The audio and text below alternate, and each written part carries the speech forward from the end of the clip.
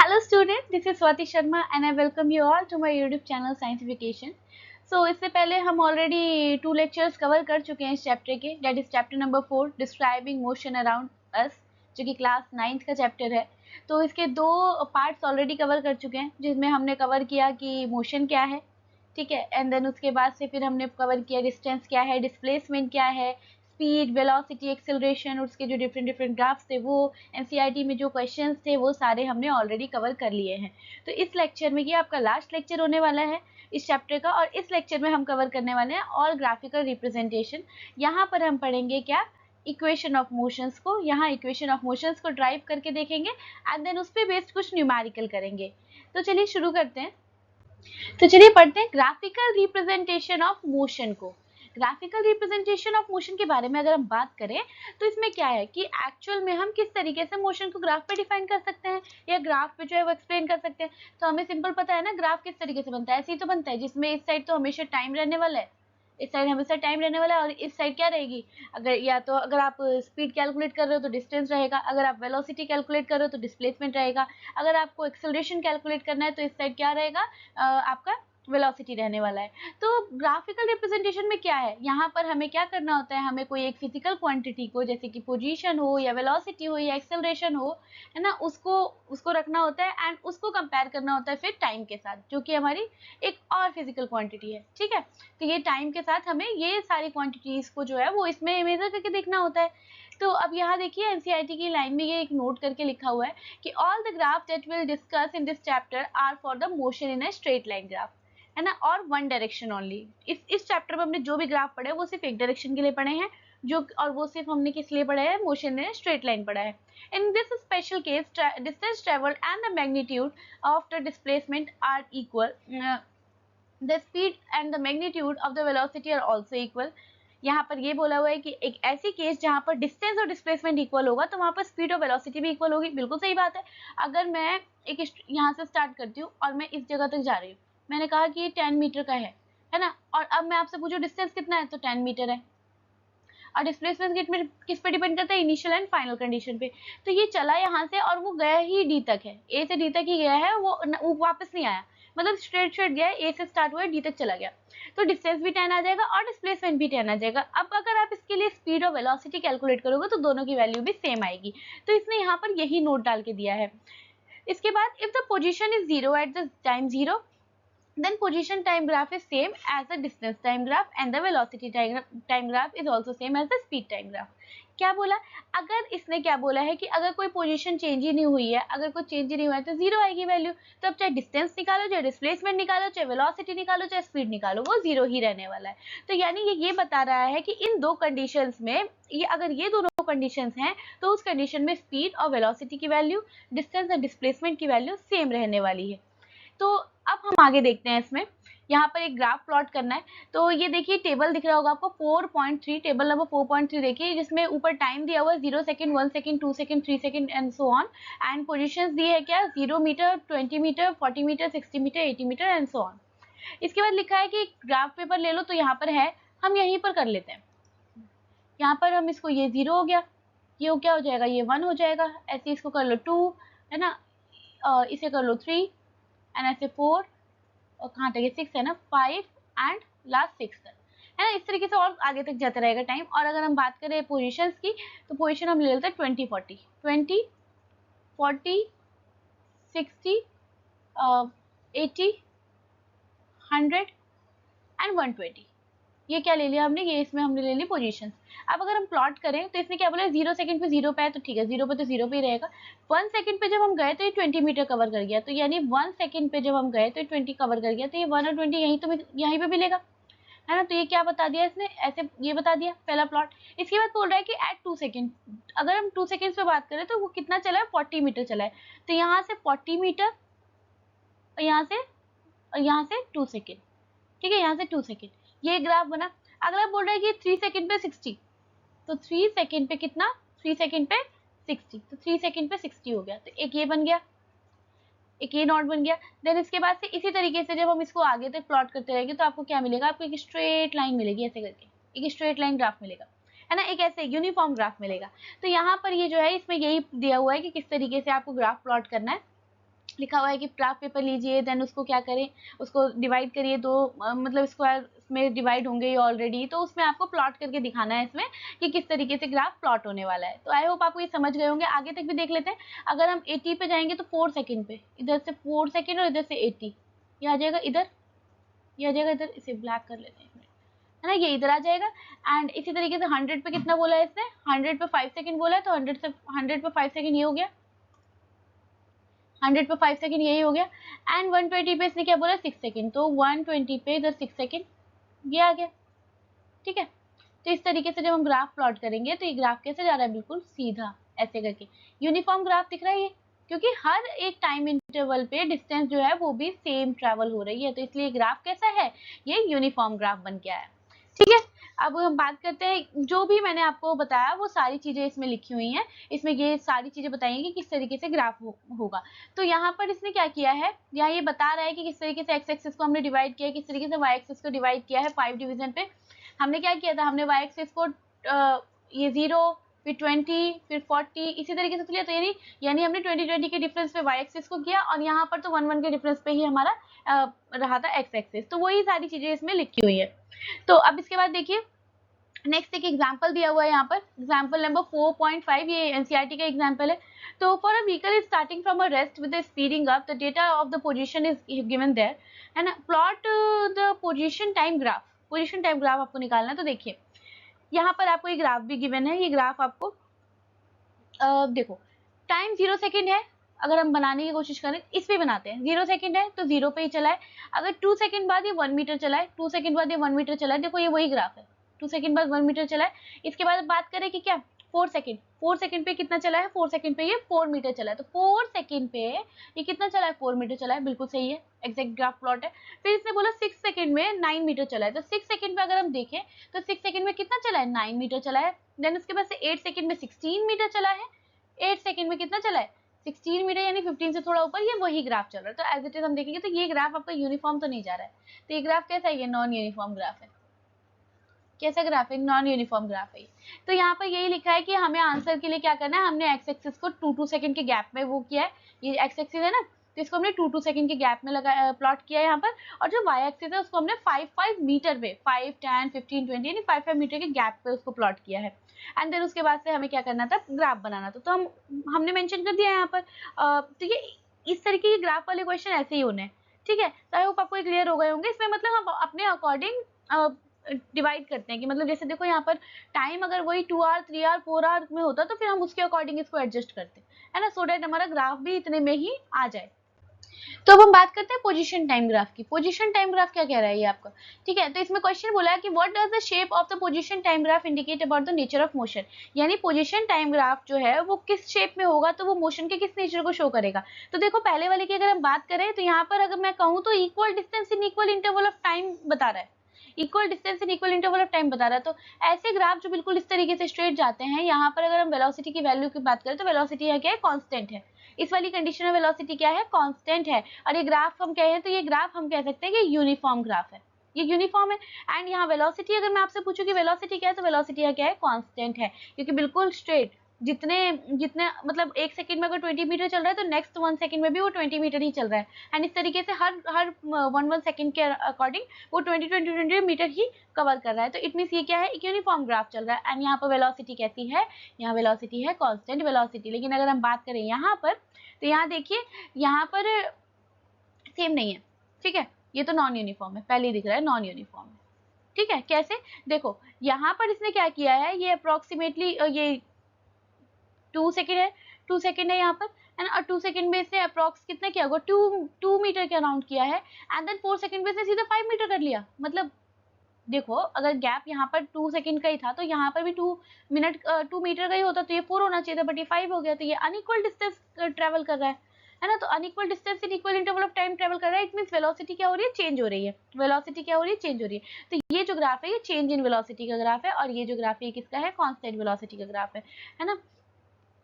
देखिए अब इसके बाद नेक्स्ट क्या बता रहा है, ये क्या क्वेश्चन है, example number 4.6, what does the graph shown in the figure 4.15 indicate about the nature of the motion of vehicle. तो देखिए यहाँ पर ये क्या इंडिकेट कर रहा है, बिल्कुल स्ट्रेट लाइन जा रही है, 40 मीटर पे आया है और 40 मीटर पे आने के बाद ये बिल्कुल स्ट्रेट जा रही है। इट मीन्स क्या है, आपका जो ऑब्जेक्ट है वो बिल्कुल कॉन्स्टेंटली जा रहा है। इट मीन्स क्या है कि जो ऑब्जेक्ट है वो स्टेशनरी है। ऑब्जेक्ट क्या है, वो स्टेशनरी है। तो यहाँ देखिए क्या है कि position of the vehicle at 40 metre, पहले तो ओरिजिन से 40 मीटर गया और फिर उसके बाद से वो चेंज ही नहीं हो रहा है टाइम के साथ। टाइम तो जाएगा ही, टाइम तो नहीं रुकता, टाइम तो जा रहा है, लेकिन टाइम के साथ उसकी पोजीशन जो है वो चेंज नहीं हो रही है, वो 40 मीटर के अकॉर्डिंग ही चलता चला जा रहा है। तो एक स्ट्रेट लाइन आ गई जो कि एक्स एक्सिस से पैरेलल आ रही है। तो ये क्या रिप्रेजेंट कर रहा है कि आपका ऑब्जेक्ट जो है वो क्या है, वो ऑब्जेक्ट क्या है, स्टेशनरी है। तो एक्चुअल में in this case the position time graph is not the distance time graph. ठीक है, इस वाले कंडीशन में पोजीशन टाइम ग्राफ जो है वो डिस्टेंस टाइम ग्राफ नहीं बन सकता। ठीक है, तो ये एक एग्जांपल गिवन था। इसके बाद से एक और एग्जांपल है, example number 4.7। The position time graph of the two object A and B are the given in the 4.16। देखो दो ग्राफ दिए हुए हैं यहाँ पर, and the magnitude of the average velocity of which object is higher। इसने पूछा है कि कौन से वाले ऑब्जेक्ट की जो मैग्नीट्यूड है वो वेलोसिटी की ज्यादा होगी, A वाले की या B की। ठीक, तो यहाँ पर जो ये क्वेश्चन पूछा हुआ है कि A की ज्यादा है या B की वैल्यू ज्यादा है। तो देखो अगर हम देखें तो B की वैल्यू ऊपर दिख रही है आपको, यही तो, ये ऊपर दिख रहा है, ये नीचे। तो ऑब्वियसली यहाँ पर देखो अगर हम बात करें तो यहाँ पर जो भी हो, मान लो ये मीटर में ही है, तो यहाँ पर इसकी वैल्यू तो ऑब्वियसली ज्यादा आने वाली है, इसका मैग्नीट्यूड ज्यादा आएगा एज कम्पेयर टू ए। तो यहाँ तो सीधे सीधे हमें आंसर दिख रहा है कि बी वाला जो है, बी वाले की वैल्यू ही हमारी क्या होगी, ज्यादा होगी, क्योंकि उसका मैग्नीट्यूड ज्यादा है। तो मैग्नीट्यूड ज्यादा तो वैल्यू तो उसी की ज्यादा होगी। तो ये क्वेश्चन का तो आंसर ऐसे ही था, सिंपल। इसके बाद एक और देखिए, what does the shape of the velocity time graph indicate about the nature. अब देखो वेलोसिटी टाइम ग्राफ आपका ये क्या बताता है। पहली कंडीशन जहां पर 20 पे ही आपका ऑब्जेक्ट रुक गया है आके, मतलब इनिशियली स्टार्ट हुआ था एंड देन 20 के बाद से वो बिल्कुल ऐसे कांस्टेंट चल रहा है, तो वहां पर तो देखो वेलोसिटी कांस्टेंट दिखा रही है। ठीक है, यहाँ तो हम कह सकते हैं कि वेलोसिटी क्या है, कांस्टेंट है। अगली वाली कंडीशन में बात करें, अच्छा जब भी वेलोसिटी कांस्टेंट होगी इट मींस एक्सेलरेशन की वैल्यू कितनी है, एक्सेलरेशन की वैल्यू क्या है, 0 है। जब भी वेलोसिटी कांस्टेंट होगी इट मींस एक्सेलरेशन की वैल्यू क्या होगी, 0 होगी। तो जब भी इस तरीके का ग्राफ आएगा और आपसे पूछा जाए एक्सेलरेशन की वैल्यू, तो एक्सेलरेशन की वैल्यू एज इट इज 0 होगी। एमसीक्यू बन सकता है इसमें, ऐसे ग्राफ दे दिया आपको, बोला what are the value of acceleration, and आप कहेंगे कि यहाँ तो कुछ गिवन ही नहीं है तो एक्सेलरेशन, अब पता चले निकालने भी बैठ जाओ, कुछ बच्चे ऐसा कर सकते हैं। तो जब भी ग्राफ कांस्टेंट दिख रहा है आपको तो एक्सेलरेशन 0 ही जाएगा, ये याद रख लेना अच्छे से। इसके बाद देखिए अगला जो है वो क्या दिखा रहा है, वो दिखा रहा है ना equal distance in equal interval of time. बिल्कुल वेलोसिटी इंक्रीज हो रही है विद टाइम, है ना। तो यहाँ पर क्या दिख रहा है कि इक्वल इंटरवल ऑफ टाइम के साथ हो रहा है, तो ये यूनिफॉर्म का ग्राफ बोल सकते हैं हम, यूनिफॉर्म का ग्राफ बोल सकते हैं। और ये हमारा क्या है, increasing the velocity with constant acceleration. ये क्या है, increasing velocity with constant acceleration, है ना। इसके बाद देखिए अगला क्या है, ग्राफ ऊपर से नीचे आ रहा है, मतलब पक्का कोई ऑब्जेक्ट होगा जो यहाँ तक गया, इसके बाद उसने ब्रेक अप्लाई किया। जैसे उसने ब्रेक अप्लाई किया तो क्या हुआ, ये वेलोसिटी जो है वो गिरने लगी। इट मींस इसको हम बोलते हैं रिटार्डेशन, इसको हम बोलते हैं रिटार्डेशन। एक्सेलरेशन के नेगेटिव एक्सेलरेशन को हम रिटार्डेशन बोल रहे हैं। यहाँ जो एक्सेलरेशन हो गया वो कैसा हो गया, नेगेटिव हो गया ना। तो जब एक्सेलरेशन नेगेटिव हो गया तो हम इसे क्या बोलेंगे, रिटार्डेशन। यहाँ पर ए की वैल्यू क्या हो गई, नेगेटिव हो गई। तो नेगेटिव, जब भी ए की वैल्यू नेगेटिव होगी तो उसे हम रिटार्डेशन के नाम से जानते हैं। और ये जब भी होगा जब ब्रेक अप्लाई किया जाएगा। तो देखो पहले ये एक और टेबल दिया है इंक्रीजिंग वेलोसिटी और डिक्रीजिंग वेलोसिटी का।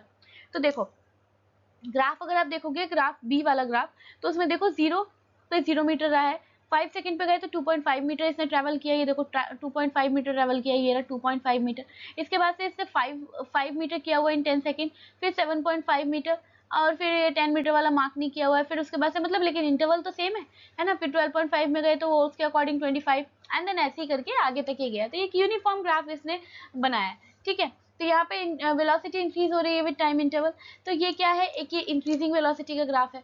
तो यहाँ पर ये दिखा रखा है कि इंक्रीजिंग का है, लेकिन ऊपर वाले इस वाले में देखेंगे, सी वाले में, तो देखो पहले 15 से स्टार्ट हुआ है ग्राफ एंड गिरता ही चला जा रहा है, नीचे ही आता चली जा रही है वैल्यू, है ना, मैग्नीट्यूड कम होता जा रहा है। तो ये क्या है, रिटार्डेशन का ग्राफ है। ठीक, अब आते हैं काइनेमेटिक इक्वेशन पे। काइनेमेटिक इक्वेशन देखो हमारी 3 इक्वेशन है, इक्वेशन ऑफ मोशन है, ठीक है। एक तो है v is equal to u plus a t, ये है हमारी इक्वेशन फर्स्ट। देन हम बात करते हैं इक्वेशन सेकंड। तो इक्वेशन सेकंड क्या कहती है, इक्वेशन सेकंड कहती है s equal to u t plus half a t square, ये तो है इक्वेशन सेकंड। फिर बात करते हैं इक्वेशन थर्ड की। इक्वेशन थर्ड कहती है v square is equal to u square plus 2as, ठीक है। जहां पर मैं इन सब के बारे में लिखती हूँ तो यहाँ पर v है फाइनल वेलोसिटी, ठीक है, इसको मार्क कर लेना। u जो है वो है initial velocity, a means acceleration, a means acceleration, s means यहाँ डिस्टेंस है, ठीक है, और क्या बचा टाइम t, t मतलब यहाँ पर टाइम है। सारी चीजें हो गई है, जितना भी जो भी इसमें वैल्यूज लिखी है सबका इंडिकेशन बता दिया मैंने किसका मतलब क्या है, ठीक है। तो हमें क्या करना है, अब हमें एक ग्राफिक यहाँ पर काइनेमेटिक इक्वेशंस को डराइव करके देखना है, ड्राइव करके देखना है, डेरिवेशन से देखना है कि एक्चुअल में ये कैसे होने वाला है, ठीक है। तो चलो सबसे पहले देखते हैं हम इसको। तो हमें एक्सेलरेशन का फॉर्मूला पता है, पेन चेंज करते हैं। एक्सेलरेशन का फॉर्मूला क्या होता है, final velocity minus initial velocity upon time, यही तो होता है। देखो a is equal to v minus u upon t तो होता है, यही तो है एक्सेलरेशन। एक्सेलरेशन के सिंपल क्या किया हमने, एक्सेलरेशन का फॉर्मूला लिखा है। एक्सेलरेशन होता है change in velocity upon time. Change in velocity का मतलब क्या है, फाइनल माइनस इनिशियल, यानी जो बाद की वेलोसिटी होगी उससे पहले वाली वेलोसिटी को माइनस कर दो तो एक्सेलरेशन आ जाएगा, है ना। तो हमने यहाँ पर एक्सेलरेशन का फॉर्मूला लिखा। अब इसके बाद देखो ये जो टाइम है ना, ये डिवाइड में इधर आके मल्टीप्लाई में हो जाएगा। तो हमने क्या किया, यहाँ पर टाइम को मल्टीप्लाई में कर दिया, तो ये at is equal to v minus u हो गया। सिंपल इतना, तो इसमें तो कोई डाउट नहीं होगा। इसके बाद देखो ये ना माइनस का u है, अगर मैं इधर लेके जाऊंगी तो किसका हो जाएगा, प्लस का हो जाएगा ना। अगर मैं इसको इधर लेके जाऊंगी तो प्लस का हो जाएगा, तो बन तो गई इक्वेशन। अगर मैं यहाँ पर इसको प्लस का लिख दूं, अगर मैं इसको यहाँ से हटा के यहाँ प्लस का लिख दूं तो v equal to u plus a t बन तो गया, यही तो लिखा है यहाँ पर, बस थोड़ा ठीक करके लिख दिया v equal to u plus a t. तो क्या हुआ, पहले हमने एक्सेलरेशन का फॉर्मूला लिखा जो कि क्या था, v minus u upon T. फिर हमने क्या किया, इसको क्या कर दिया, मल्टीप्लाई में लेके चले गए। इसको जब मल्टीप्लाई में लेके गए तो a t is equal to v minus u हो गया। अब जब इसको लेके गए तो फिर ये माइनस का दिख रहा है, इसको इधर लेके चले जाओ, प्लस का हो गया। तो क्या हो गया, v is equal to u plus a t, यही तो फॉर्मूला था, है ना। तो ये क्या है, ये तो हमारी फर्स्ट इक्वेशन ऑफ मोशन है। हमने पहली इक्वेशन ऑफ मोशन को तो डिराइव कर लिया यहाँ से, ठीक है। तो आई होप आपको ये समझ में आ गया होगा, फिर भी कोई दिक्कत हो तो पूछ लीजिएगा आप लोग। तो I hope first equation of motion तो आपको क्लियर हो ही गई होगी। तो चलिए सेकंड इक्वेशन ऑफ मोशन देखते हैं। सेकंड इक्वेशन ऑफ मोशन के लिए हमें क्या करना है, इसके लिए हमें यहाँ पर इस ग्राफ को देखना होगा। इस ग्राफ को देखो, ये ग्राफ क्या है, वेलोसिटी टाइम ग्राफ है। वेलोसिटी टाइम ग्राफ है, तो यहाँ पर पेन चेंज करती हूँ एक मिनट। ये क्या हो जाएगा, ये तो टाइम है आपका, ये तो सिंपल आपका टाइम है, एक्स एक्सिस है। एक्स एक्सिस पे क्या होता है, हमेशा टाइम रखा जाता है। ये क्या है, वाई एक्सिस। वाई एक्सिस में देखो ये तो है फाइनल वेलोसिटी और ये है इनिशियल वेलोसिटी, है ना। ये फाइनल वेलोसिटी है और ये इनिशियल वेलोसिटी है। तो यहाँ पर इनिशियल वेलोसिटी का मतलब कोई भी ऑब्जेक्ट है यहाँ से स्टार्ट हुआ है, यहाँ से स्टार्ट हुआ है। तो अब अगर मैं इस ग्राफ के अकॉर्डिंग आपसे बोलूँ कि आपको डिस्प्लेसमेंट कैलकुलेट करना है तो आप क्या करोगे, आप यही तो पूरा पार्ट देखोगे, ये हो गया पूरा, यही पूरा पार्ट तो देखेंगे आप, है ना, यही पूरा पार्ट देखेंगे। तो डिस्प्लेसमेंट इज इक्वल टू लिख सकती हूँ मैं कि area of O A B और डी, मैं लिख सकती हूँ इसको, है ना। Area of O A B D, मैंने वही लिख दिया, किसके इक्वल है, डिस्प्लेसमेंट के इक्वल है, डिस्प्लेसमेंट के इक्वल है, एस इज डिस्प्लेसमेंट है। तो डिस्प्लेसमेंट के इक्वल है क्या है, area of O A B D, ठीक है। तो area of O A B D जो है, अगर मैं इसको अब इसकी बात करूँ तो इसको मैं एक ब्रेक करने की कोशिश करूँ तो देखो ये तो बन रहा है रेक्टेंगल, ये तो बन रहा है पार्ट रेक्टेंगल, और ये ऊपर वाला पार्ट जो बन रहा है कि ट्राइंगल है। तो मैं area of O A B D को कह सकती हूँ, area of O A B D को मैं ये कह सकती हूँ कि ये इक्वल है एरिया ऑफ ट्राइंगल, किसके, ट्राइंगल क्या है यहाँ पर, ए बी सी, है ना। एंड मैं कह सकती हूँ एरिया ऑफ रेक्टेंगल, रेक्टेंगल बना लेती हूँ ऐसे, है ना। रेक्टेंगल क्या है, ओ ए डी सी, मैं कह सकती हूँ इसको, है ना। यहाँ तक तो कोई दिक्कत नहीं है। चलिए तो अब हम देखते हैं कि अगर इसको मैं इसके इक्वल कह सकती हूँ तो एरिया ऑफ रेक्टेंगल कितना होता है, एरिया ऑफ ट्राइंगल क्या होता है, 1/2 इंटू बेस इंटू हाइट। और इसमें अगर मैं प्लस कर दूं तो एरिया ऑफ रेक्टेंगल कितना होता है, एल इंटू बी, यही तो होता है, एल इंटू बी तो होता है, ठीक है। तो चलो यहाँ वैल्यू एक बार पुट कर लेते हैं। देखो 1/2, अगर मैं ट्राइंगल की बात करूँ तो ट्राइंगल का बेस यही होगा, ब्लैक एक मिनट, ट्राइंगल का बेस तो यही वाला पार्ट होगा, ए सी, है ना। तो मैं यहाँ पर इसकी जगह लिख देती हूँ ए सी इंटू हाइट क्या होगी, ये बी सी, तो हाइट में लिख देती हूँ यहाँ पर बी सी प्लस लेंथ कितना होगा, अब रेक्टेंगल पे आ जाओ तो रेक्टेंगल के अकॉर्डिंग एल इंटू बी होता है ना, तो लेंथ कितना होगा, लेंथ यहाँ पर क्या है, लेंथ यहाँ पर हो जाएगा कितना, ओडी लिख लेते हैं, ओडी लिख लेते हैं, हाँ ओडी, एंड ब्रेथ कितना लिख लेते हैं, ए ओ लिख लेते हैं। ठीक है, तो यहाँ तक समझ में आ गया, यहाँ तक कोई दिक्कत नहीं है। ये तो हो गई क्या, एक मिनट पेन, ये तो क्या हो गई, ये तो हो गया ब्रेथ और ये हो गई क्या, लेंथ, है ना, हमने सिंपल लिख लिया। अब हमें क्या करना है, अब हमें सिर्फ और सिर्फ वैल्यू पुट करनी है और कुछ भी नहीं करना है इसमें। अब हम इसमें सिर्फ और सिर्फ वैल्यू पुट करने वाले हैं। ठीक है, तो एक चीज ध्यान रखना, है ना। ठीक है, तो चलो वैल्यू रखते हैं इसमें, यहाँ रखते हैं, यहाँ रखते हैं वैल्यू, है ना। चलो, तो अगर हम यहाँ देखें पहले एरिया ऑफ रेक्टेंगल और ट्रायंगल को देखते हैं, तो 1/2 इंटू बेस कितना है, बेस कितना है यहाँ पर, ये है बेस, है ना, AC ही तो बेस है, तो AC क्या है, टाइम है। अगर मैं इसकी बात करूँ तो ये क्या है, ये मेरा टाइम है ना। तो अगर ये टाइम है तो मैं यहाँ टाइम रख लेती हूँ, T इंटू, और हाइट कितनी है BC, और BC कितना होगा, final velocity minus initial velocity, मैं इसको कह सकती हूँ। ये क्या है, ये फाइनल है और ये इनिशियल है ना। यहाँ से यहाँ तक U है और यहाँ से यहाँ तक V है। तो अब मुझे इसके लिए क्या चाहिए, मैं ये क्या करूंगी, फाइनल माइनस इनिशियल कर लूँ, तो मैं इसकी जगह क्या लिख देती हूँ, इसकी जगह मैं लिख देती हूँ V माइनस यू लिख देते हैं इसकी जगह, प्लस यहाँ पर L इंटू बी है ना, तो L इंटू बी क्या है, ये तो क्या है, टाइम हो गया T, और ये आपका क्या हो गया, U हो गया। तो अगर हम इसकी जगह देखें, लेंथ कितना हो गया, लेंथ तो T है, और ब्रेथ कितना हो गया, तो ब्रेथ की बात करें तो ये वाला हिस्सा यहाँ से यहाँ तक तो U है ना, यहाँ से यहाँ तक U है, तो ब्रेथ कितना हो गया, ब्रेथ तो U हो गया, तो ब्रेथ U हो गया। तो यहाँ से तो हमने वैल्यू पुट कर ली। अब चलो थोड़ा सा इसको अच्छे से लिखते हैं सिस्टमैटिक तरीके से, तो इसको लिखते हैं UT, ये UT आ गया, प्लस हाफ, है ना, into T into V minus you, यही तो है ना, यही पूरा पार्ट है। हमने क्या लिखा, पहले UT वाले को लिख लिया पहले, और फिर उसके बाद इसको लिख लिया, उससे क्या दिक्कत है, प्लस का साइन है तो हम लिख सकते हैं इस तरीके से, है ना। अब V माइनस यू की जगह देखो हमें क्या करना है, V माइनस यू, हमने अभी इक्वेशन फर्स्ट पढ़ी, फर्स्ट इक्वेशन ऑफ मोशन क्या कहती है, क्या कहती है, V is equal to u plus AT। तो यहाँ से अगर मैं V माइनस यू की वैल्यू निकालू तो V minus u equal to AT, तो मैं यहाँ पर V माइनस यू की जगह AT रख सकती हूँ, V माइनस यू की जगह इस AT को रख सकती हूँ, है ना। तो मैं यहाँ क्या करूंगी, UT प्लस हाफ, यहाँ पर मल्टीप्लाई बाय T, और इसकी जगह क्या आ जाएगा, AT, इसकी जगह क्या आ जाएगा, AT आ जाएगा। अब अगर मैं इसको अच्छे से लिखूँ, हाँ लिख देती हूँ, इसको मैं लिखती हूँ इस पे, इसको मैं लिखती हूँ उस पे। तो अगर मैं इसको अच्छे से लिखूँ तो S is equal to UT plus half, half A, और ये क्या है, दोनों T है ना, तो AT स्क्वायर, यही तो बन गया, यही तो बन गया ना। तो यही प्रूव करना था हमें। हमने क्या किया, हमने एरिया ऑफ रेक्टेंगल लिया और एरिया ऑफ ट्रायंगल लिया, एरिया ऑफ रेक्टेंगल लिया, एरिया ऑफ ट्रायंगल को लिया, दोनों प्लस कर दिए, दोनों प्लस किया तो एरिया ऑफ रेक्टेंगल कितना होता है, half into base into height, और एरिया ऑफ रेक्टेंगल कितना है, area of triangle half into base into height है, तो एरिया ऑफ रेक्टेंगल कितना है, एल इंटू बी है। बस वो रखा, उसकी वैल्यूज रखी सिर्फ और सिर्फ। अब बस एक ट्रिक, छोटी सी ट्रिक यहाँ लगी है, वो ये कि v माइनस यू की जगह फर्स्ट इक्वेशन वाली मोशन को उठा के यहाँ पर रख देना है, और जो कि क्या है, v equal to u plus AT, तो v minus u equal to AT, तो यहाँ पर v माइनस यू की जगह क्या आ गया, AT आ गया। तो यहाँ से हमारी जो है ये इक्वेशन ड्राइव हो गई। तो ये क्या थी, ये तो हमारी थी इक्वेशन 2। फर्स्ट इक्वेशन हम ड्राइव कर चुके हैं एक्सेलरेशन के फॉर्मूले से, सेकंड इक्वेशन हमने ड्राइव किया है किससे, इस ग्राफ के डिस्प्लेसमेंट को कैलकुलेट करके। तो आई होप आपको ये क्लियर हो गया होगा। तो चलिए अब हम बात करते हैं थर्ड इक्वेशन ऑफ मोशन की।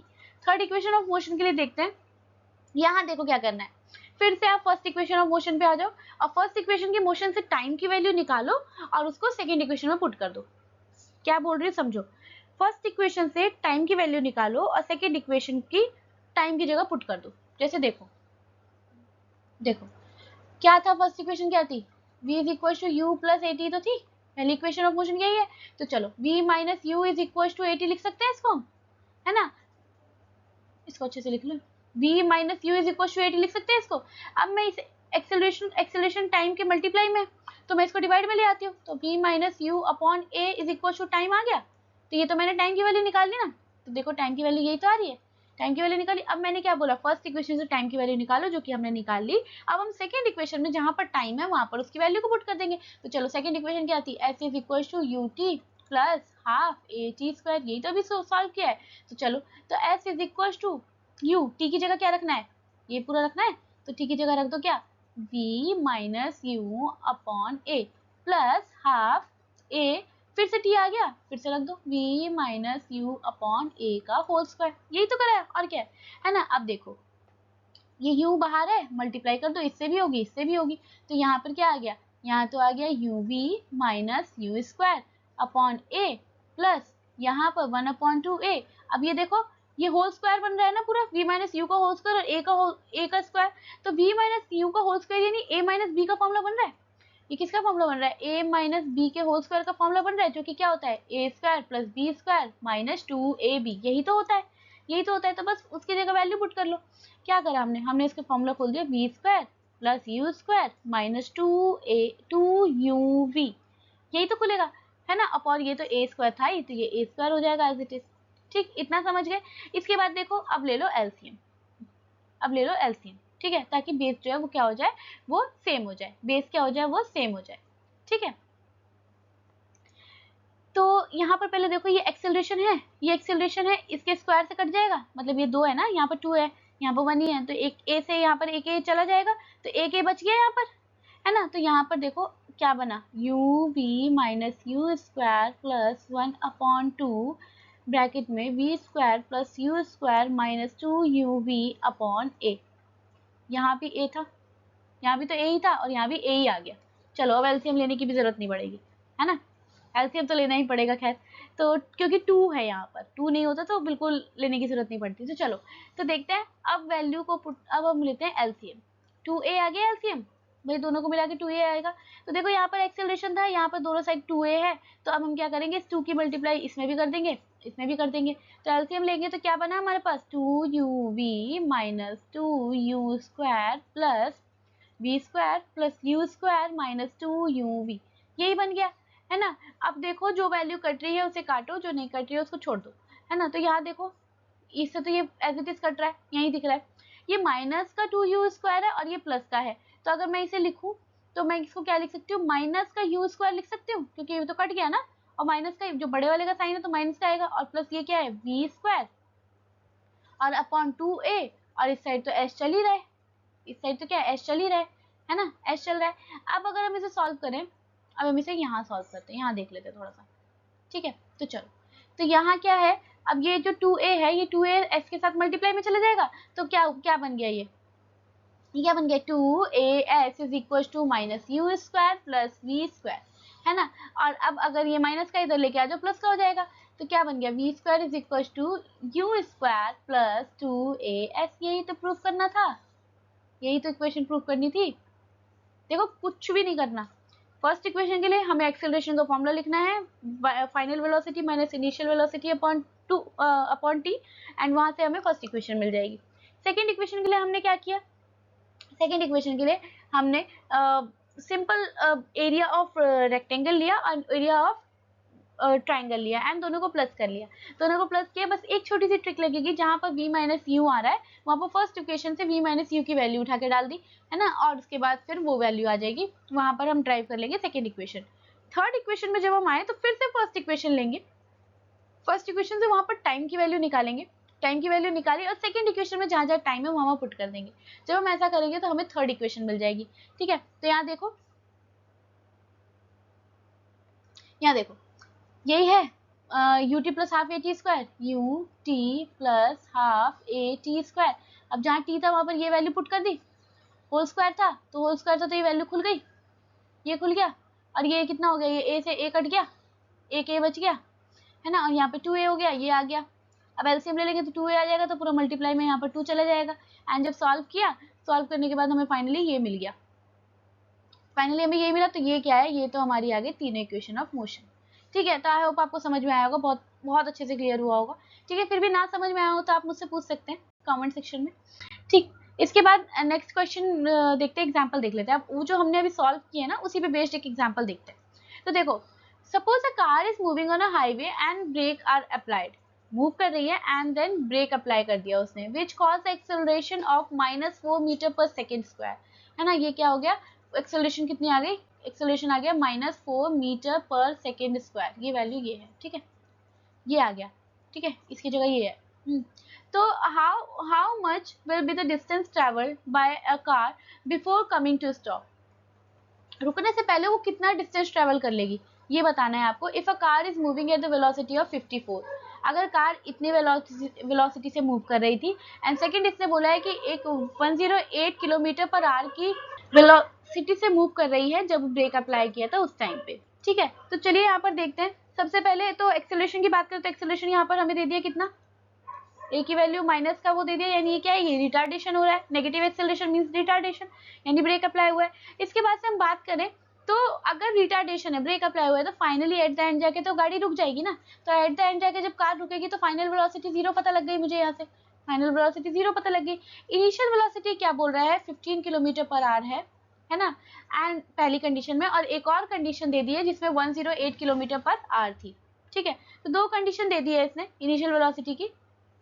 एक में दिया है 54 किलोमीटर पर आवर, दूसरे में दिया है क्या 108 किलोमीटर पर आवर। अब पहले तो ये किलोमीटर पर आवर में दिया है, जैसे मीटर पर सेकंड में कन्वर्ट करो, क्योंकि आपके एक्सेलरेशन की वैल्यू मीटर पर सेकंड में है।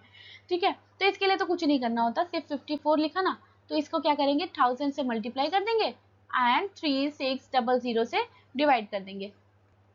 तो कट करो इसको, 0 0 तो कट गया इधर ही, है ना। तो 2 5 जा 10, और ये कितना बन गया, 2 1 जा 2 8 जा 16, ऐसे ही तो हुआ। अब इसके बाद से ये भी कट जाएगा, 18 3 जा 54, कट गया, कितना बचा 5 इंटू 3, यानी 15 आ गया, 15 मीटर पर सेकेंड, है ना। तो वही है यहाँ पर, तो u की वैल्यू ये आ गई। अब ऐसे ही आप सेकंड वाले के लिए u की वैल्यू निकाल लेना। सेकंड वाले के लिए u क्या दे रखा है, 108 दे रखा है ना। तो फिर से इसको करना पड़ेगा, तो 1000 से मल्टीप्लाई एंड 3600 से डिवाइड। तो फिर से इसे कट करो, यहाँ पर ये कट हो गया, कितनी बारी में कट हुआ था 5 और 18 बारी में कट हुआ था, है ना। अब इसके बाद से इसको कट कर लो, कितना 2 9 जा 18, 2 5 जा 2 4 जा, ठीक, 9 6 जा 54, 9 6 जा 54, ठीक है, एंड 6 अब करेंगे क्या, 6 5 जा 30, तो ये क्या आ गई, ये वैल्यू आ गई 30 मीटर पर सेकेंड, और ये वाली वैल्यू क्या आ गई, 15 मीटर पर सेकेंड आ गई।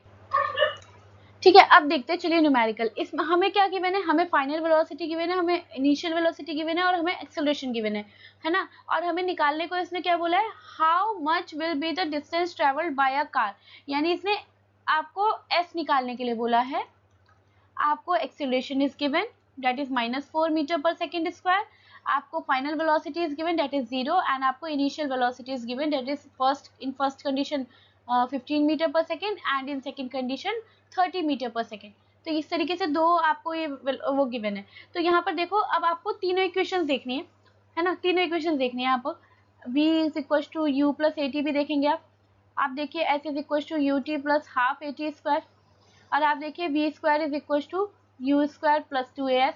इन तीनों में से जो भी इक्वेशन आपको लग रही हो कि सुटेबल है, जिससे मैं कैलकुलेट कर सकती हूँ, तो पहली बात तो मुझे कैलकुलेट करना है क्या, डिस्टेंस। तो फर्स्ट इक्वेशन तो ऐसी कैंसिल हो गई, क्योंकि मुझे डिस्टेंस कैलकुलेट करना है ना। तो पहली इक्वेशन से तो वो डिस्टेंस कैलकुलेट हो ही नहीं सकती। तो चलिए अब आइए दूसरी इक्वेशन पे। दूसरी इक्वेशन पे मुझे डिस्टेंस कैलकुलेट करना है, उसकी वैल्यू तो गिवन है, बट मुझे टाइम भी दे रहा है यहाँ पर, मुझे टाइम की तो गिवन नहीं है, सॉरी डिस्टेंस कैलकुलेट करना है, वो तो गिवन ही नहीं है, पर टाइम भी गिवन नहीं है। अब यहाँ जब दो चीज़ गिवन नहीं है तो फिर तो पॉसिबिलिटी ही नहीं है कि हम इसे सॉल्व कर सकें। आइए तीसरी इक्वेशन में, हमें वी स्क्वायर गिवन है, हमें यू स्क्वायर गिवन है, हमें एक्सेलरेशन गिवन है, and we have to calculate distance, जो कि यहाँ पर है। तो इट मीन्स यहाँ पर जो इक्वेशन लगने वाली है वो थर्ड इक्वेशन ऑफ मोशन लगेगी। तो इस तरीके से आप न्यूमेरिकल देख के और अपने समझ सकते हैं कि कौन सी इक्वेशन इसमें लगनी है। बच्चा मोस्टली कंफ्यूज होता है इस चीज़ में कि अरे इसमें कौन सी इक्वेशन लगेगी, तो कुछ नहीं, पहले तो आराम से क्वेश्चन पढ़ो, क्वेश्चन पढ़ के पहली बार ऐसी नॉर्मल थॉरली पढ़ो, सेकंड टाइम जब पढ़ोगे तो आप देखोगे क्या कि आपको एक्सेलरेशन और ये सारी वैल्यूज आपको पता लग जाएंगी। जब आपको ये वैल्यूज पता लगे उसके बाद आप तीनों इक्वेशन लिखो साइड में, एंड देन आप उसको रिलेट करके देखो कि कौन सी इक्वेशन पॉसिबल है कि हम कर सकते हैं, एंड देन उसके बाद आप क्लियर कर सकते हो। स्टार्टिंग में आप ऐसे ही स्टार्ट करो, फिर उसके बाद तो जैसे ही आप अच्छे खासे न्यूमेरिकल्स कर लोगे, अप्रॉक्सीमेटली 10 to 15 न्यूमेरिकल जैसे आप सॉल्व करोगे, उसके बाद तो आपको खुद ही हैबिट हो जाएगी, आपको फिर ये लिख के देखना नहीं पड़ेगा इतना कि ये इक्वेशन लगेगी, ये लगेगी, आप खुद ही हैबिचुअल हो जाओगे, आराम से सॉल्व कर लोगे। तब तो स्टार्टिंग में थोड़ी प्रॉब्लम आएगी, लेकिन फिर हो जाएगा। ठीक, तो चलिए, तो हमें कौन सी इक्वेशन सॉल्व करनी है, v square equal to u square plus 2as। Condition क्या दी है, दो कंडीशन दी है। अब देखो इस न्यूमेरिकल को करने के लिए दो तरीके हैं, पहले मैं इसे इरेज करती हूँ, यहाँ पेज में जगह नहीं बची, है ना, एक मिनट।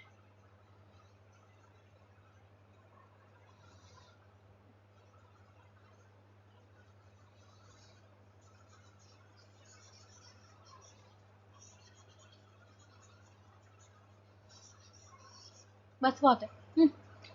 तो चलिए, तो इसको करना है। अब देखो पहली कंडीशन तो आप ऐसा करो, फाइनल वेलोसिटी आपको 0 दिख रही है, इनिशियल वेलोसिटी अभी हम डाल ही नहीं रहे, है ना। 2 इंटू एक्सेलरेशन कितना है, -4, और s मुझे निकालना ही है। तो यहाँ कितना आ गया, यहाँ पर आ गया u स्क्वायर प्लस क्या, -4 टू जो 8 हो गया ना, तो माइनस का 8s, है ना, ये आ गई वैल्यू। तो अगर मैं इसको यहाँ से s की वैल्यू निकालने की कोशिश करूँ तो u square is equal to 8s, मैं लिख सकती हूँ इसको, u square is equal to 8s। And यहाँ से अगर वैल्यू निकाली जाए तो हम क्या करेंगे, s को तो हमें अकेला करना है, तो u square upon 8 is equal to s, यही तो हो गया, है ना। तो ये वैल्यू आ गई। अब यहाँ से ना अगर इस तरीके से अगर आप करते हो तो यहाँ पर फायदा ये है कि आपको बार बार दोनों इक्वेशन लिख के सॉल्व नहीं करना पड़ेगा। अब आपको u स्क्वायर दिख रहा है यहाँ पर, एक बार u स्क्वायर की जगह लिख लो 15 मीटर पर सेकेंड, पहली कंडीशन, पहली वाली कंडीशन जो है पहले उस कंडीशन को ले लो। उसमें हम क्या कर सकते हैं, u square upon 8 is equal to s था, तो u स्क्वायर की जगह कितना आ जाएगा, 15 आ जाएगा, तो 15 का square upon 8 is equal to s, और यहाँ से आप सॉल्व कर लोगे, ठीक है। और अगले के लिए हम क्या लिख सकते हैं, और हम क्या करेंगे फिर, नेक्स्ट कंडीशन क्या दिया हुआ है, 30 दिया हुआ है, 30 मीटर पर सेकेंड स्क्वायर, तो यहाँ पे क्या करो, u स्क्वायर की जगह क्या रख दो, 30 का स्क्वायर अपॉन 8। तो इस तरीके से हम कर सकते हैं। तो ये कंडीशन थोड़ा इजी पड़ेगा, इसमें बहुत ज़्यादा सॉल्यूशन करने की ज़रूरत नहीं है। दूसरा आप कर सकते हो कि आपने एक बार इस इक्वेशन को रखा, v square is equal to u square plus 2as, है ना, और एक कंडीशन के लिए, और फिर आप दूसरी कंडीशन के लिए भी यही रखेंगे, v square is equal to u square plus 2as, है ना। अब यहाँ पर एक बार आप क्या करेंगे, इसकी जगह तो 0 आएगा ही, यहाँ पर 15 का square plus 2 into -4 into S रखेंगे, और अगली वाली इस वाली कंडीशन में क्या करेंगे, फिर से यहाँ पर 0 का स्क्वायर आएगा, यहाँ पर हो जाएगा आपका 30 का square plus 2 into -4 into S, ठीक है।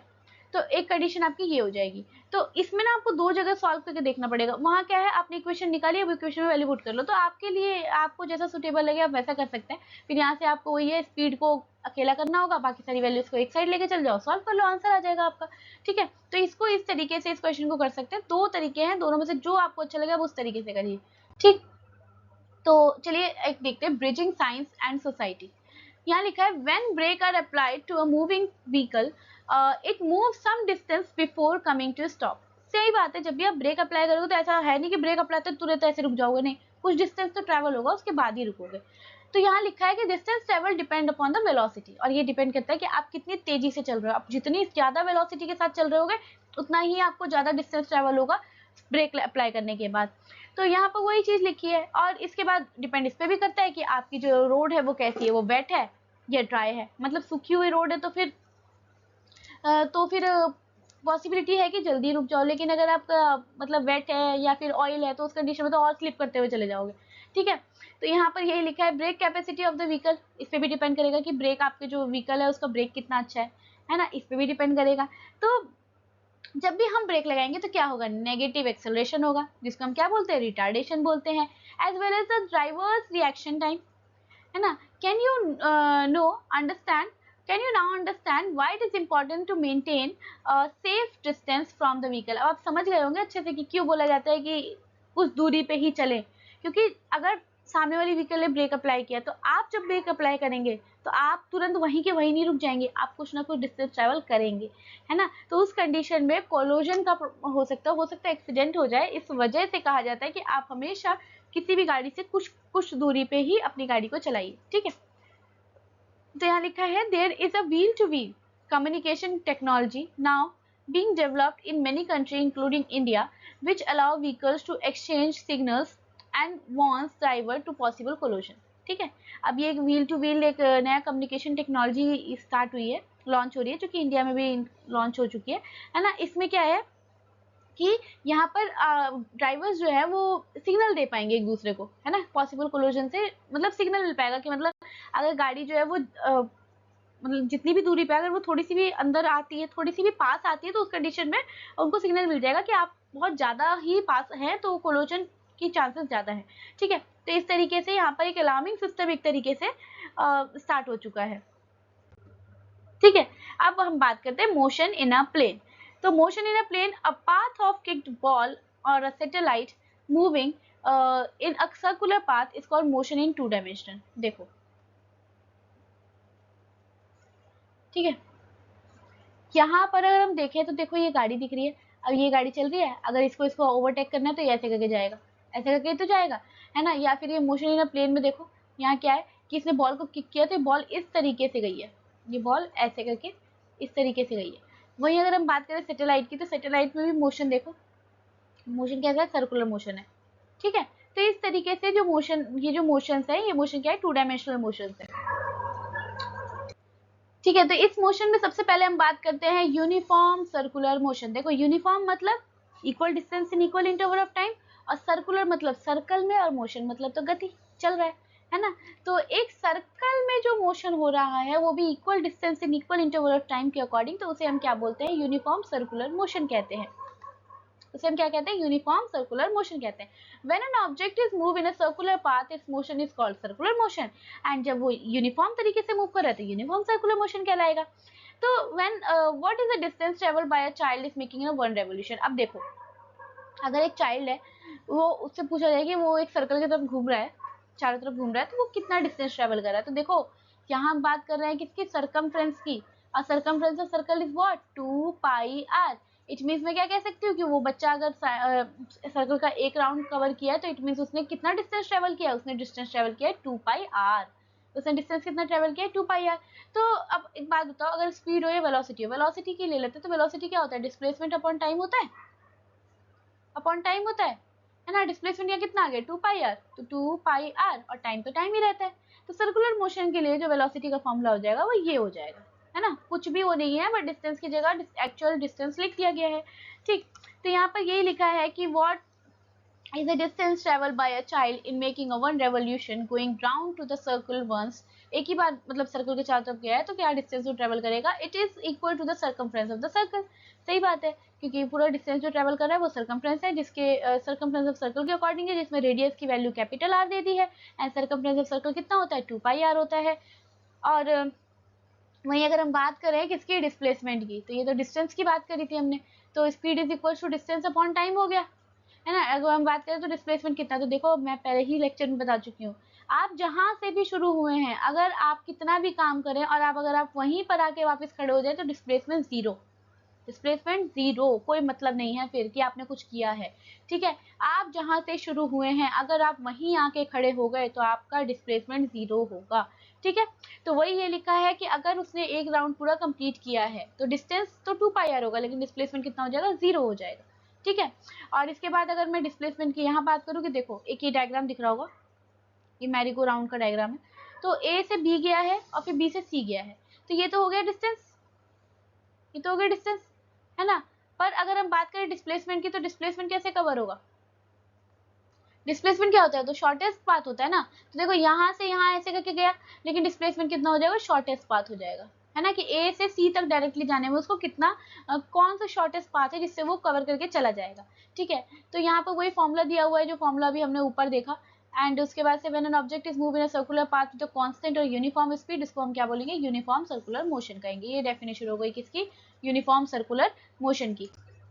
चलिए अब ये हमारा लास्ट टॉपिक है इसका, इस चैप्टर का। तो देखिए when happen what happen when we go on the increasing the number of sides infinitely। देखो होगा क्या, देखो पहले साइड 4 साइड है तो ये एक स्क्वायर है, ठीक है, स्क्वायर है ये एक स्क्वायर है, इसकी साइड कितनी होगी, 1 2 3 4 5 6, 6 हो गई, तो ये क्या बन गया, हेक्सागन बन गया, 6 साइड है। इसी तरीके से जब हम साइड्स को इंक्रीज करते रहेंगे तो एक टाइम क्या आएगा कि साइड वो जो है वो क्या बन जाएगा, वो बिल्कुल सर्कुलर मोशन, सर्कल बन जाएगा, वो बिल्कुल क्या बन जाएगा, सर्कल बन जाएगा, ठीक है। तो सी ट्रैक जो है वो सर्कुलर ट्रैक का हो जाएगा, यानी एक टाइम ऐसा आएगा कि सर्कल बन जाएगा इस तरीके से। तो यहाँ यही लिखा है कि क्या होगा अगर आप बार बार नंबर ऑफ साइड्स को इंक्रीज कर रहे हैं, इनफाइनाइट टाइम्स तक इंक्रीज कर रहे हैं, तो जैसे जैसे आप इंक्रीज करेंगे एक टाइम आएगा कि फाइनली वो जो ट्रैक है वो कैसा हो जाएगा, वो ट्रैक जो है वो बिल्कुल सर्कल की शेप का हो जाएगा, है ना। इसके बाद एक एक्टिविटी दी, एक्टिविटी नंबर 4.5, और ये लास्ट टॉपिक है और लास्ट एक्टिविटी है आपके इस चैप्टर की। Let us investigate. देखो यहाँ पर आपको ये क्या दिख रहा है, एक टेप है ना, और इसके अंदर एक मार्बल यानी कंचा, कंचा जानते हो, वो रखा है इसके अंदर, ठीक। तो टेक अ रिंग, इसमें रिंग ली, हमने रिंग ले लिया, कोई भी, ये तो टेप ही है ना, as an adhesive tape ring, बोला भी है, और इसके अंदर एक मार्बल रख दो। उसके बाद वो जो रिंग है उसको एक फ्लैट सरफेस पे रखो and throw the marble inside. उसके बाद मार्बल उसके अंदर डाल दो, ऐसे रख दो एंड उसके बाद फिर उसको ऐसे रोटेट करो। समझ गए ना, मतलब क्या कह रही हूँ मैं। ऐसे है, ये सरफेस है, इस पे वो रखा है, टेप रखा है, टेप के अंदर वो है, और वो टेप को ऐसे हिलाना शुरू कर दिया हमने सर्कुलर मोशन में। इस तरीके से टेप को हमने रोटेट करना स्टार्ट कर दिया। ठीक है, तो यही बोल रहे हैं, टेप को रोटेट किया। Predict what will happen if you lift the ring while the marble is moving। Marble move कर रहा है और अगर आपने उस टाइम पे ऐसे करके रिंग को ऊपर की साइड किया तो क्या होगा। ठीक है, तो आपको यही बताना है कि फिर इसमें होना क्या है। ठीक है, होगा क्या। तो देखो, जब तक आप इसे रोटेट करोगे तब तक तो रोटेट होगा। जैसे ही आपने क्या किया, जैसे ही आपने टेप को हटाया, जैसे ही आप उसने एडिसिव टेप को आप हटाओगे, तो जिस पॉइंट पे आप उस टेप को हटाने वाले हो वो उसी डायरेक्शन में मूव कर जाएगा। मतलब समझो कि टेप को जैसे ही आपने उठाया, मतलब अभी आप रोटेट कर रहे हो, जैसे ही आपने उसको उठाया, जैसे ही आप उठाओगे तो जिस पॉइंट पे वो मार्बल होगा और आपने उठाया, वो उसी डायरेक्शन में स्ट्रेट मूव कर जाएगा मार्बल, है ना। यानी मार्बल उसकी या इसका मतलब ये है कि जब तक कि मोशन जो है वो जब तक चेंज रहता है, जब तक एक्सटर्नल फोर्स अप्लाई रहता है। एक्सटर्नल फोर्स जैसे ही आपने रिमूव किया वो स्ट्रेट डायरेक्शन में मूव कर जाएगा। तो यहाँ यही लिखा है कि आपको इस एक्टिविटी को मल्टीपल टाइम करके देखना है और क्या होगा। तो देखो यहाँ लिखा हुआ है कि मार्बल जैसे ही रिलीज करोगे रिंग से तो वो क्या है, मूव कर जाएगा स्ट्रेट में। ऐसा क्यों होगा, क्योंकि मार्बल जो है, जैसे ही मार्बल से फोर्स रिलीज हो गया, जो हमने फोर्स लगा रखा है, जो वो रिलीज हो गया, तो वो क्या होगा, वो उसी डायरेक्शन में मूव करने लगेगा जिस टाइम पे रिमूव जो रिंग है उसको हमने रिमूव किया। जैसे हमने रिंग को उठाया, वो जिस डायरेक्शन में भी था वहीं से स्ट्रेट मूव कर जाएगा। ठीक है, तो ये तो था आपका चैप्टर डिस्क्राइबिंग मोशन। ठीक है, चैप्टर नंबर 4। और हमने इसके सारे टॉपिक्स कवर कर लिए, सारी एक्टिविटीज इसकी कवर करिए, फिर और कुछ भी नहीं बचा इस चैप्टर में जो हमने कवर ना किया हो। Even line by line cover किया हमने सब कुछ। फिर भी कोई डाउट हो, कुछ भी क्वेश्चन हो तो आप मुझसे पूछ सकते हैं, मैं उसका रिप्लाई आपको करूँगी। एंड इसके बाद आप अपने फ्रेंड्स के साथ इसको शेयर कीजिए ताकि उनकी भी हेल्प हो सके, वो भी समझ सके टॉपिक्स को। ठीक है, और चैनल को लाइक कीजिए, सब्सक्राइब कीजिए अगर वीडियो पसंद आई हो तो, और अपने फ्रेंड्स के साथ शेयर कीजिएगा। तब तक के लिए bye bye and take care.